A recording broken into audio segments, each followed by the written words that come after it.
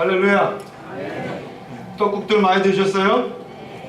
많이 드시면 안 되는데 한 그릇만 주셔야 되는데 우리 옆에 있는 분하고 한번 인사하실 때에 내 나이가 어때서 하면서 인사를 하시겠습니다. 나이는 중요하지 않죠.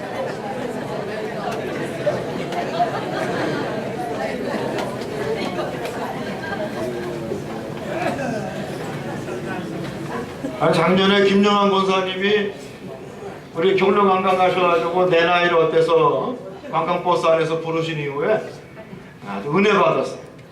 아주 그냥 그 생각이 가끔 납니다. 나이가 뭐 어떻습니까? 그렇죠? 중요한 것은 내가 얼마만큼 열정을 갖고 사느냐, 이게 중요하겠죠.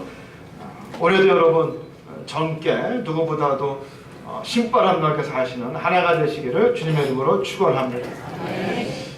이제 여러분 졸업 시즌입니다. 그래서 졸업식을 끝난 학교도 있고 또 이제 시작하는 졸업식을 할 학교도 있고 그런데 우리 교회에서도 그 어려운 유치원을 졸업하고 이제 초등학교로 들어가는 진혁이 나연이 연희도 있고 그리고 또 이제 초등학교 졸업하고 이제 중학교로 들어가는 이제 영은이도 있고 그리고 이제 고등학교를 졸업하고 대학을 들어가는 이제 상준이도 있습니다. 이 아이들 키우기 위해서 우리 어머니들이 얼마나 고생하고 애썼습니까? 엄마와 아버지의 그 헌신과 노력 또 그 애잔한 사랑이 없으면은 오늘날 우리 아이들이 아마 없었을 것입니다. 특별히 우리 상준이 보면은 신통하고 대견스럽다는 생각이 들어요. 우리 임혜화 권사님 얘기에 따르면은 초등학교 때 하도 상준이가 엉뚱해서 초등학교 담임 선생님이 그랬다는 거예요. 얘 초등학교 제대로 졸업할 수 있을까요? 그랬다는 거예요. 충격적인 얘기죠. 초등학교 1학년 아이한테 좀 엉뚱하다고 해가지고 얘가 초등학교 졸업할 수 있을까? 그래서 걱정을 많이 했는데 제흥포고등학교 졸업하고 또 인천대학교 공대 4년 장학금으로 들어가서 정말 얼마나 저도 자랑스럽고 대견한지 모릅니다.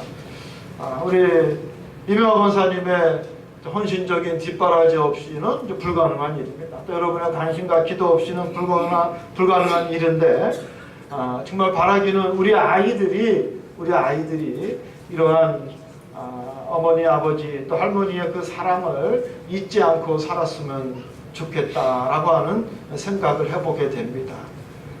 자기 살기 바쁘다고 부모의 은혜를 잊을 때가 많이 있거든요. 그래서 우리 중앙교회 우리 아이들은 부모의 은공을 절대 잊지 않는 그런 아이들이 됐으면 좋겠습니다. 졸업이라고 하면은 여러분도 아시겠지만 이것이 끝나는 것이 아니라 새로운 시작입니다. 새로운 시작. 상급학교로 진학해서 새로운 것을 배우고 훈련받고 더 큰 지경을 바라볼 수 있는 그런 기회, 그런 자격이 주어지는 것이 바로 이제 졸업이라는 것입니다. 근데 졸업이라는 것은 여러분 내가 하고 싶다고 하는 게 아니에요. 일정한 자격이 있어야 됩니다. 첫 번째 제일 중요한 게 선생님들이 우리 목교에도 선생님들 계시지만 제일 중요한 게 뭐예요? 뭐 같아요? 잘 모르시겠어? 제일 중요한 거는 수업일수예요. 점수보다. 수업일수 중요합니다. 얼마만큼 성실하게 수업에 참여했느냐? 또 물론 점수도 중요하죠. 또 품행도 중요합니다. 이러한 이 졸업에 맞는 조건들이 있어야 여러분 졸업증을 받는 거예요. 아무나 받는 것이 아닙니다. 이 졸업증 나름대로 학교를 다니면서 그 책임을 다 했기 때문에 받는 졸업증, 그래야 상급 학교에 진학할 수 있습니다. 요즘 우리 대한민국의 학생들을 보면요, 얼마나 불쌍한지 몰라요. 얼마나 힘들게 공부하고 있는지 모릅니다. 아마 여러분들도 실감하실 거예요. 우리 여기도 교장 선생님도 계시고 선생님도 계시고 교육계에 있는 분들도 계시지만 우리 아이들 보면은 야, 정말 저렇게까지 공부를 해야 되는가. 정말로 무한 경쟁의 시대예요. 무한 경쟁의 시대. 어제 우리 조카가 임신을 해가지고 인사하러 왔는데 우리 조카 아이가 그러는 거예요. 요즘은 임신하면은 그때부터 산후조리원 예약을 해야 된대. 그래야 가고 싶은 산후조리원 간다는 거예요. 그러면서 동시에 또 어디 어린이집을 예약을 해야 된대요. 어린이집. 깜짝 놀랐어요. 그래야 가고 싶은 어린이집에 갈 수 있다는 거예요. 뭡니까? 대한민국 아이들은 뱃속에 있을 때부터 무한 경쟁에 내몰릴 수밖에 없다라는 거죠. 우리나라에 뭐 자원이 있습니까? 기름이 납니까? 인적 자원이 최고인데, 그래서 정말로 엘리트들이 되기 위해서, 뭔가 전문가가 되기 위해서 우리 아이들이 얼마나 애를 쓰고 있는지 모릅니다. 요즘은 우리나라끼리 이 나라 안에서만 경쟁하는 것이 아니라 요즘은 글로벌 경쟁 시대 아닙니까? 전 세계 사람들과 경쟁을 해야 되기 때문에 정말로 이 아이들이 대학을 진학하고 자기가 원하는 직업을 찾기까지는 결코 만만치 않습니다. 우리 예전에 대학 다닐 때는요, 고등학교 졸업하고 대학 들어가면 이제 놀아도 된다라고 하는 허가증 받는 것 같았어요.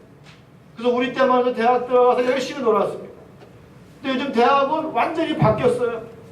얼마나 취직이 어려운지. 그 취직 공부하려고 고3처럼 도서관에서 밤을 새면서 공부를 해야 한답니다. 아무튼 졸업장을 받아야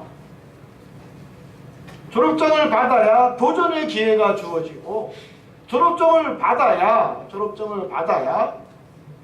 새로운 지경을 더 넓힐 수 있는 기회가 열린다라는 것을 우리는 잊어서는 안 됩니다.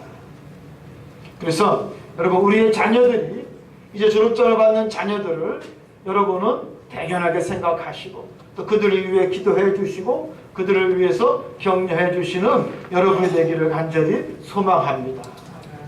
그러면은 여러분은 어떤 졸업장을 갖고 계신지, 여러분 어떤 졸업장 갖고 계십니까? 제가 여러분에게 묻고 싶은 것이 바로 그거예요. 여러분 어떤 졸업장을 갖고 계신지. 여러분, 우리 신앙생활을 하기 위해서는 반드시 꼭 필요한 졸업장이 있습니다. 그 대학 졸업장도 아니고 대학원 졸업장도 아니고, 오늘 이 시간 제가 여러분에게 드리고 싶은 말씀은, 신앙생활하기 위해서 반드시 꼭 필요한 졸업장은 바로 아브라함 학교 졸업장이라는 거예요. 아브라함 학교 졸업장.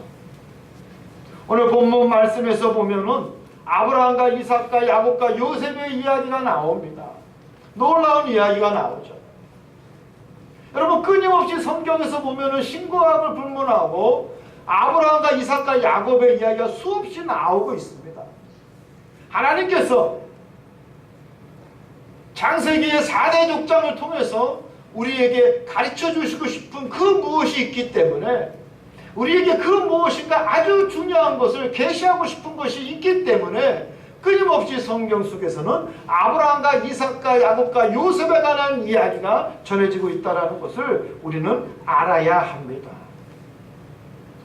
그래서 저는 이 창세기의 4대 족장, 아브라함과 이삭으로 이어지는 이 이야기가 바로 아브라함 학교라는 거예요.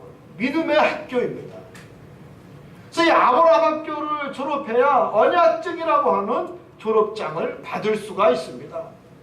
이 아브라함 학교, 믿음의 학교를 졸업을 해야 하나님 앞에 설 수 있는 자격증을 우리는 받을 수가 있습니다. 여러분, 우리가 지금 잠깐 생각해봐도 아브라함과 이삭과 야곱의 그 인생이 얼마나 파란만장했습니까? 정말로 그들의 인생을 들여다보면은 인생의 파노라마를 우리는 볼 수가 있습니다. 수십 편의 인생 다큐멘터리를 보는 것과 같이 아브라함과 이삭과 야곱과 요셉의 인생은 정말로 우여곡절과 파란만장 그 자체였습니다. 그 가운데에 하나님께서 어떻게 개입을 하셨느냐, 그 가운데 하나님의 역사의 손길은 어떠한 것이었느냐, 그 가운데 하나님이 보여주신 능력이 과연 무엇이었느냐, 심지어 하나님이 그들에게 행하신 시험이 어떤 것이었느냐, 우리는 그들의 삶을 통해서 배울 수가 있습니다. 여러분, 창세기 보면 너무나 재밌지 않습니까? 인간의 연약함과 야비함과 한계, 심지어 치사함까지 드러내고 볼 수 있는 것이 바로 이들의 이야기입니다. 여러분, 심지어 아브라함은 자기가 살려고 누굴 내놨어요? 자기의 아내를 내놨어요. 그러한 인간의 치졸한 이야기, 야곱과 같은 인간의 욕망의 이야기, 우리 삶의 파노라마를 가감없이 볼 수 있는 것이 바로 아브라함과 이삭과 야곱의 이야기고, 그들의 파란만장한 인생 가운데 그들이 그래도 하나님을 바라봤기 때문에, 또 하나님의 손길을 구했기 때문에, 또 하나님께서 그들의 삶 속에 개입하셨기 때문에 저는 바로 그곳을 아브라함 학교라고 부르고 싶습니다. 오늘 본문 말씀을 하나님께서 저에게 허락해 주시면서 저는 이 말씀을 통해서 정말로 많은 은혜를 받았습니다. 오늘 말씀에 11절의 말씀에 보면은 결론적인 말씀이죠. 내가 가나안 땅을 내게 주어 너희 기업의 지경이 되게 하리라. 내가 가나안 땅을 내게 주어서 너에게 할당된 소유가 되게 하리라. 너의 지경이 되게 하리라. 이 놀라운 축복의 말씀. 그런데 이 놀라운 축복의 말씀에는 조건이 있습니다. 5절에 있는 말씀입니다. 5절에 보면은 이 가나안 땅을 너의 지경이 되게 한다라고 하는 그 말씀의 조건이 바로 5절에 있습니다. 그 말씀은 그의 종 아브라함의 후손 곧 택하신 야곱의 자손 너희는 그가 행하신 기적과 그의 이적과 그의 입의 판단을 기억할지어다. 무엇하라고 했습니까? 그의 입의 판단을 너희는 기억하라 그랬어요. 이 말씀은 아브라함과 이삭과 야곱을 통해서 보여주신 하나님의 가르침을 너희는 기억하라는 것입니다. 그 학교에서 배운 가르침을 너희들이 기억할 때에 그 땅을 내가 너희 기업의 지경으로 주겠다라고 하나님께서는 약속하시고 계십니다. 여러분, 얼마나 축복의 말씀입니까? 그 땅을 그들의 지경으로 허락해 주셨습니다. 여러분, 땅은요, 이 영토는 국가의 근간을 이루는 가장 기본적인 것입니다. 영토가 있어야 국가가 이루어지죠. 또 개인에게 있어서 땅은 생존의 조건입니다. 생존의 수단입니다. 개인에게 있어서 땅은 그들의 유일한 재산입니다. 그리고 앞으로 그들의 자손들에게도 이어질 것이 바로 그 땅이었습니다. 내 땅이 없는 백성의 그 서름과 아픔을 우리 한민족은 너무나 잘 알고 있습니다. 나라를 빼앗겨봤던 경험이 있었기 때문에 내 땅이 없다라는 그 서름을 우리는 너무나 잘 알고 있습니다. 여러분, 잘 아시는 일제하에 민족 시인이자 독립운동가의 한 사람이었던 시인 이상하는 빼앗긴 들에도 봄은 오는가 라고 하는 시를 써서 우리에게 전해주고 있습니다. 여러분, 이 시를 가만히 읽어보면요, 정말로 기가 막혀요. 그 마지막 구절은 바로 이런 구절입니다. 그러나 지금은 들을 빼앗겨 봄조차 빼앗기겠네. 여러분, 나라를 빼앗긴, 땅을 빼앗긴 그 민족에게는 봄조차 빼앗길 수밖에 없다라고 하는 그 아픔을 우리에게 전하고 있습니다. 여러분, 땅이 얼마나 중요한지요. 근데 그 땅을 우리 하나님께서 우리의 기업으로 허락해 주셨습니다. 내 땅이 없어서 유랑할 수밖에 없는 그들에게, 내 땅이 없어서 내 아내도 남의 땅에 묻을 수밖에 없었던 그들에게, 내 땅이 없어서 남들의 종살이를 할 수밖에 없던 그들에게, 먹을 물조차 없어서 얻어 먹을 수밖에 없었던 그들에게, 내가 부쳐 먹을 땅이 없어서 남들에게 빌어먹어야 했던 그들에게 하나님의 이 놀라운 언약은 얼마나 큰 축복의 말씀입니까? 사랑하는 성도 여러분, 이 시간 여러분도 바로 그 언약의 주인공이 되시기를 주님의 이름으로 축원합니다. 여러분이 아멘 하셨지만 언약의 주인공이 되기 위해서는 어떻게 해야 돼요? 아브라함 학교를 졸업하셔야 되는 거예요. 아브라함의 믿음이 무엇인지, 이삭의 믿음이 무엇인지, 야곱의 믿음이 무엇인지 여러분 우리는 알아야 합니다. 아브라함을 보십시오.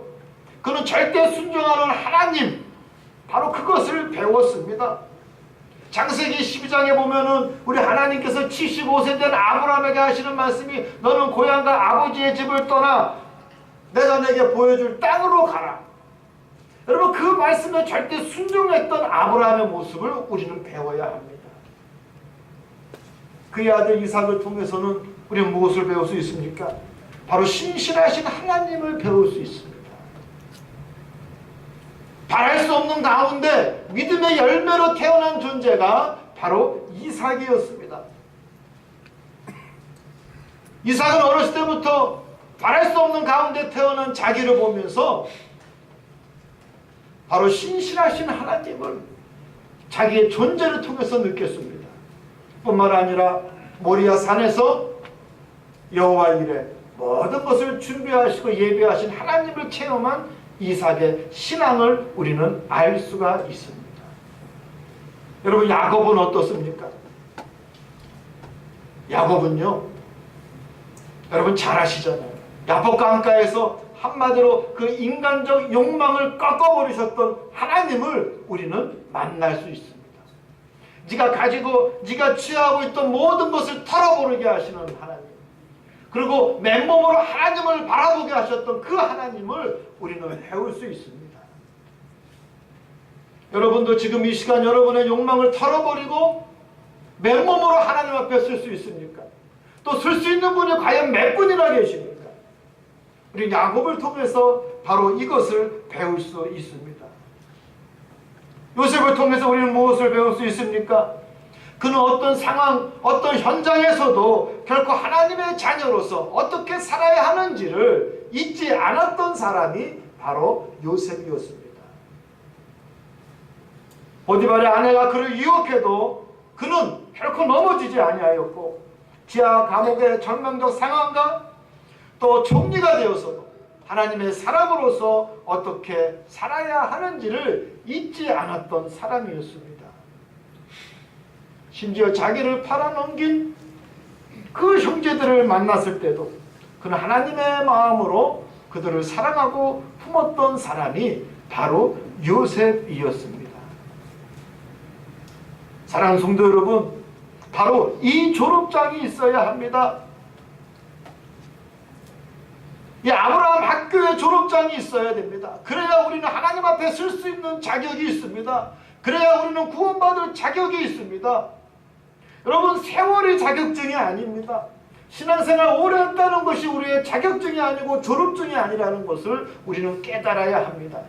우리의 삶 속에서 날마다 나를 되돌아보고 이 치열한 환경 속에서도 결코 굴하지 않고 믿음의 행진을 멈추지 않을 때에 내가 힘들고 어려울 때마다 아브라함을 생각하고 야곱을 생각하고 요셉을 생각할 줄 아는, 그래서 어떤 굴곡이라도 이길 줄 아는 여러분이 되시기를 주님의 이름으로 축원합니다. 인생을 살면서 여러분 왜 힘든 일이 없겠습니까? 신앙생활 그 자체가 버거울 때가 왜 없겠습니까? 지금 하나님이 계신지 안 계신지 우리 마음속에 혼란이 있을 때가 왜 없겠습니까? 여러분, 아브라함도 그랬어요. 이삭도 그랬습니다. 야곱도 요셉도 그런 혼란과 위기를 경험한 사람입니다. 그러나 이들은 그 위기를 축복의 전화위복으로 삼을 수 있도록 우리 하나님께서는 그들을 가르치시고 그들의 발걸음을 인도해 주셨습니다. 놀라운 하나님의 역사입니다. 누구나 아픔과 혼란과 불안 가운데 있을 수 있지만, 그러나 하나님께서는 이들의 삶을 통해서 그들의 삶에 직접 개입하셔서 무엇이 그 위기를 기회로 바꿀 수 있는 것인지 우리 하나님께서는 알려주셨습니다. 제가 이번 설 연휴에 책을 몇 권 사서 열심히 집에서 책을 읽었어요. 그 가운데 하나가 금융으로 본 세계사라고 하는 책입니다. 금융으로 본 세계사. 특이하게도 중국인 금융학자 천위루 또 양천이라고 하는 두 사람이 쓴 책입니다. 아주 재밌게 읽었습니다. 이 책에서 보면은 고대 그리스의 아테네와 스파르타가 전쟁을 벌이고 20년 동안 전쟁을 해요. 아테네는 아니 군사적인 도시국가고 또 이 스파르타가 그리고 아테네는 아주 상업이 발달한 지역이었습니다. 이 두 나라가 20년 동안 전쟁을 하는데 전쟁을 할수록 불리한 곳이 어디였느냐? 바로 아테네였어요. 상업이 발달하고 자본은 있어도 이 농경지가 없어서 식량이 절대 부족했습니다. 식량이 절대 부족했어요. 군사들의 배를 채워줘야 되는데 군량미가 없는 거예요. 여러분 이런 상황에서 어떻게 전쟁을 합니까? 질 수밖에 없죠. 위기라고 볼 수밖에 없습니다. 그런데 그 위기 가운데 그들은 무역을 통해서 그 식량을 해결하게 됩니다. 무역을 통해서 다른 나라에서 식량을 사오다 보니까 최초로 국제금융이라는 것이 생기게 되고 최초로 환전이라는 것이 생기게 됩니다. 그러다 보니까 그리스 사람들, 아테네 사람들의 눈이 떠지는 거예요. 눈이 열리는 거예요. 여러분 그들의 눈이 열렸을 때에 세계를 제패하는 그리스 제국이 되지 않습니까? 또 얼마 전에 다큐를 통해서 더 재미난 사람의 인생을 엿본 적이 있습니다. 노량진 수산시장에서 칼 가는 사람인데 칼 하나 가는데 여러분 얼마인지 아세요? 3,000원 받아요. 3,000원. 아 그러면 저 사람이 3,000원씩 벌어서 얼마나 돈을 많이 벌었을까 생각하시겠지만 수십억대 자산가였습니다. 아 대전에 빌딩도 있고 공장도 있고 부지도 있고 그런 알부자가 없더라고요. 알부자가 없어요. 이 사람의 그 인생을 엿보니까 어렸을 때부터 14살 때부터 대장간에서 일을 하는데 점점 자기가 만든 낫이며 홈이며 칼이 팔리지 않는다라는 거예요. 왜 그런가 했더니 중국산이 몰려와가지고 점점 자기들이 만든 한국산은 팔리지 않고 다른 대장간들은 다 문 닫았다는 거예요. 그래서 이 사람이 트럭에다 자기가 만들어 놓은 낫이며 삽이며 홈이며 칼이며 다 싣고 트럭에다가 전국을 돌면서 5년 동안 장사를 했대요. 5년 동안. 그랬더니 뭐가 열려요? 눈이 열리더라는 거죠. 눈이. 그래서 야 내가 노량진 시장에서 칼만 갈아도 내가 만든 칼만 팔아도 나는 먹고 살겠다라고 하는 생각이 들더래요. 여러분 이 사람도 그 위기가 있었지만 그 위기 때문에 세상을 보는 눈이 열렸다라는 이야기입니다. 이 사람은 장사를 통해서 돈 버는 법을 배웠지만 우리 하나님께서는 우리의 인생에 개입하셔서 믿음을 통해서 민족을 세우는 법을 가르쳐 주십니다. 우리의 지경을 넓히는 법을 가르쳐 주십니다. 또 우리의 인생의 참 인생에 사는 법을 우리 하나님께서는 우리에게 가르쳐 주십니다. 사랑하는 성도 여러분, 아브라함도 이삭도 야곱도 요셉도 인생의 위기가 있었지만 하나님께서는 그들을 통해서 새로운 삶의 지평을 열어주셨고 그들을 통해서 새로운 삶의 기회를 열어주셨다는 것을 결코 잊지 않는 여러분이 되시기를 주님의 이름으로 축원합니다. 내 인생이 힘들고 혼란스럽고 세상 앞에서 주저할 때가 있습니다. 또 내 가정이 아프고 흔들리고 문제가 있을 때도 있습니다. 심지어 우리 교회가 아픔이 있고 은혜와 사랑에 목말라 할 때가 있습니다. 그 혼란과 불안과 또 목말라 하는 가운데 그럼에도 불구하고 우리에게 새로운 지평을 열어 보이시는 그 하나님의 손길을 바라볼 수 있는 여러분이 되시기를 주님의 이름으로 소망합니다. 우리 하나님께서는 지금도 당신의 손길을 통해서 우리의 눈을 열게 하시고 더 넓은 지경을 볼 수 있도록 우리의 발걸음을 인도하신다는 것을 결코 잊지 아니하시고 올해 2015년에도 우리 하나님이 보여주시는 영적인 새로운 지경을 더욱더 넓히시는 중앙교회 성도 여러분이 되시기를 주님의 이름으로 축원합니다. 기도하겠습니다. 하나님, 2000년 동안 나라 없이 떠돌던 이스라엘 민족이 그 험난한 세월 동안 그래도 붙들고 있었던 건 아브라함과 이삭과 야곱과 요셉을 통한 하나님의 가르침이었습니다. 그랬기에 그들은 다시 나라를 세웠고 하나님을 바라볼 수 있었습니다. 우리 중앙교회 모든 성도들도 다시 한번 아브라함의 그 믿음의 계보를 생각하면서 하나님의 역사와 섭리를 기억하면서 배우고 따를 수 있는 우리 모든 성도들 되게 하여 주시옵소서. 그러므로 하나님 이 세상 살면서 주님이 주시는 영광의 언약증을 받아 그 언약의 주인공이 되게 하시고 더 넓은 지경을 향해 달려나갈 수 있는 성도들 되게 하여 주시옵소서. 예수님의 이름으로 간절히 기도드리옵나이다. 아멘.